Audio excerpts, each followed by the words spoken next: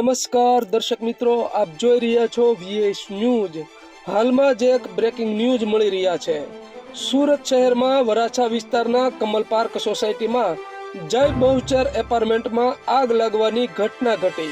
સમગ્ર વિગતની વાત કરીએ તો સુરતના વરાછા વિસ્તારમાં ઈશ્વર કૃપાની બાજુમાં કમલ પાર્ક સોસાયટીમાં જય બહુચર એપાર્ટમેન્ટમાં રિંગ નંબર 5ના ચોથા માળે આગ લાગી। આગ એટલી ભયાનક હતી કે 4 થી 5 ફ્લેટમાં આગ લાગી હતી।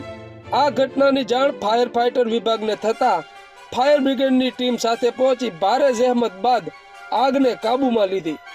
Report Arvind Kakadiya, VS news, Surat.